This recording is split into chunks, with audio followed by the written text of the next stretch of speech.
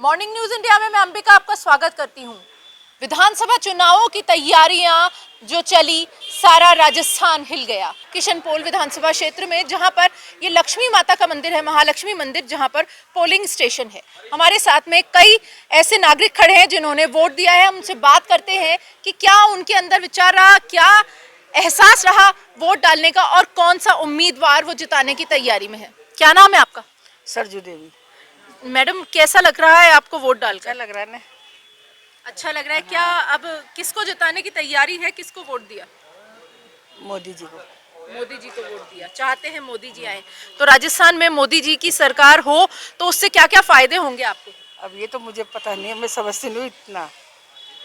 लेकिन दिया मोदी जी के नाम पर वोट है आपने। आपका नाम? रेखा सोनी। रेखा जी, क्या लग रहा है आपको राजस्थान में इस बार किसकी सरकार? मोदी जी की।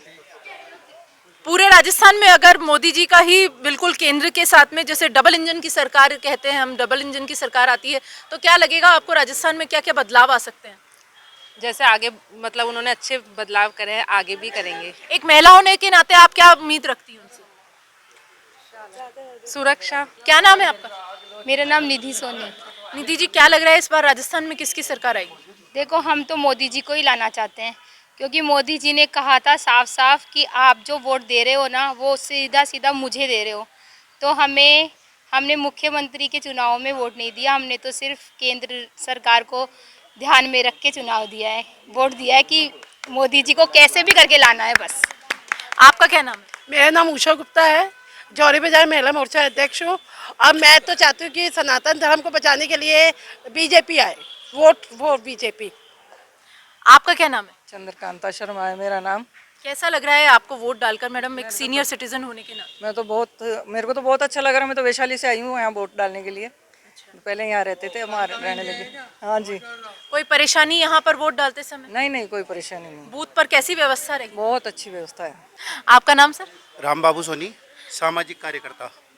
क्या लग रहा है आपको इस बार राजस्थान में किसकी सरकार बन सकती है? इस बार बीजेपी की सरकार बनेगी। कांग्रेस सरकार के 5 साल के तुष्टीकरण और शोषण और उनके द्वारा जो महिलाओं पर हुए अत्याचारों में भी उनकी कोई भूमिका नहीं रही, और बल्कि देखा जाए धार्मिक दृष्टि से भी तो उन्होंने एक तरह से एक समाज को हतोत्साहित किया और दूसरे को प्रोत्साहित किया।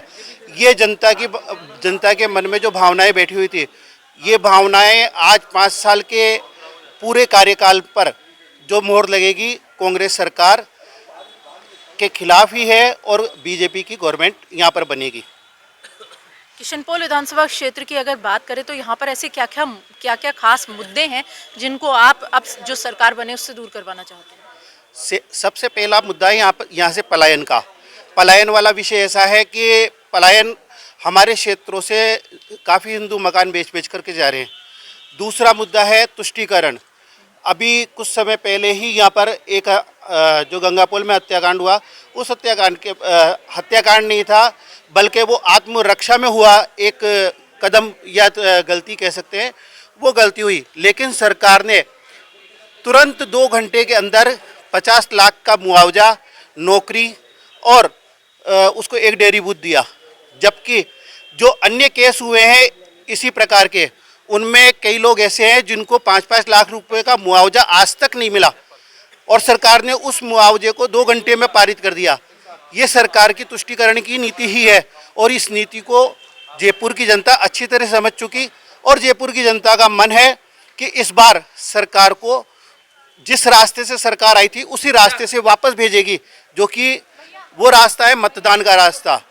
और इस बार जो मतदान के प्रति लोगों का उत्साह है, वो उत्साह इतना गजब है कि सरकार खुद अभी अपनी सांसें जैसा आपने कहा कि इस इलाके से पलायन बहुत ज्यादा हुआ है, तो जो लोग यहाँ से इलाका खाली करके जा चुके हैं, अपने मकानों को बेचकर जा चुके हैं, वो भी वापस यहीं पर वोट डालने आ रहे हैं। तो क्या लगा आपको, रेशो में कुछ अंतर देखने को मिला? पहले इस क्षेत्र की पोलिंग 60% होती थी लगभग। अभी जो 4 बजे तक की स्थिति है, इस 4 बजे तक की स्थिति में यहाँ पर एक भाग की पोलिंग लगभग 75% हो चुकी और दूसरे भाग की पोलिंग लगभग 60% हो चुकी, जो अपने आप में एक रिकॉर्ड है। ये जनता का रोष ही है जो सरकार को झेलना है। मुस्कान कौन सी बार वोट दिया है? पहली बार वोट दिया है। क्या लग रहा है, कैसा अंदर विचार रहा, क्या भावना रही, कितना एक एक्साइटमेंट रहता है पहली बार चुनाव को लेकर के, क्या रहा? एक अलग एक्साइटमेंट रहता है, बहुत खुशी भी हुई, अपनी पार्टी चुनने का हक है, अपनी रेस्पॉन्सिबिलिटी को पूरा किया तो अच्छा भी लगा। क्या चाहते हैं आप, किसकी सरकार आए Rajasthan? Obviously BJP, Modi ji. BJP सरकार से क्या इच्छा है आपकी, ऐसा जो पूरा करवाना चाहती हैं एज अ गर्ल, क्या चाहती हैं आप राजस्थान में चेंजेस? ऑलरेडी बहुत सारे चेंजेस है जो सिर्फ राजस्थान में नहीं पूरे देश में मोदी जी कर रहे हैं। बस ये चेंजेस जो है आगे और भी डेवलप होनी चाहिए। आपको पता है राजस्थान की स्थिति प्रेजेंट टाइम पे क्या है, कितने लड़ाई झगड़े दंगे और जो धर्म या जातिगत भेदभाव है वो कांग्रेस ने ही ज़्यादा करे है। मोदी जी का तो सिर्फ नाम ही खराब किया जाता है कि वो धर्म के आधार पर डिसीजन लेते हैं। अगर ऐसा होता तो 3 तलाक क्यों लाते? सिर्फ एक पार्टिकुलर धर्म में तो ये चीज़ है ही नहीं ना। वो तो सभी को सभी समान अधिकार दे रहे हैं, सभी को सभी फैसिलिटीज़ प्रोवाइड करवा रहे हैं। ऑब्वियसली। Thank you. आपका नाम? नवीन। नवीन, क्या चाहते हैं आप, इस बार राजस्थान में किसकी सरकार आए? बीजेपी की। क्यों बीजेपी की क्यों सरकार है? क्योंकि कांग्रेस के राज में हमने ये देखा है, ये धर्म के नाम पे तुष्टीकरण किया गया, हमारी धार्मिक यात्राओं पे प्रतिबंध लगा दिया, डीजे बंद कर दिया, सब कुछ बंद कर दिया। और अभी जैसा हमने देखा 50 लाख का मुद्दा उठाया गया है, यहाँ पे 50 लाख तुरंत एक झटके में दिला दिए, 5 लाख रुपए नहीं दिलाए गए। ये तुष्टीकरण ही तो हो रहा है धर्म विशेष के लिए। ये धर्म विशेष के लिए तुष्टीकरण बंद होना चाहिए। इसलिए मैं चाहता हूँ भारतीय जनता पार्टी की सरकार आए। एक युवा होने के नाते क्या बदलाव चाहते हैं आप सरकार में? युवा होने के नाते मैं ये चाहता हूँ कि जो सरकारी नौकरियों में जो क्या वो फेरबदल हो रही है, जैसे कि परीक्षाएं दी तो क्या बोलते हैं उनका परिणाम आगे पीछे हो गया, पेपर लीक हो गया, इन सब के पर नहीं, वहीं दूसरी ओर देखें तो गहलोत सरकार की ओर से इतनी वैकेंसी निकाली गई जिसकी कोई लिमिट भी नहीं है। अभी लास्ट मोमेंट पर बहुत सारी वैकेंसी निकाली गई, उसके बारे में क्या कहना है? मैडम लिमिट तो नहीं है, लेकिन उनमें क्या बोलते हैं ना, जो जॉब जिनकी लगी वो तो नंबर देखो आप, वो नंबर तो होना भी चाहिए ना, वो नंबर भी तो नहीं है ना। तो 10 लाख फॉर्म भरे जा रहे हो, 10,000 को आप जॉब देंगे तो उसमें सर मैम आएंगे कहाँ से जॉब्स?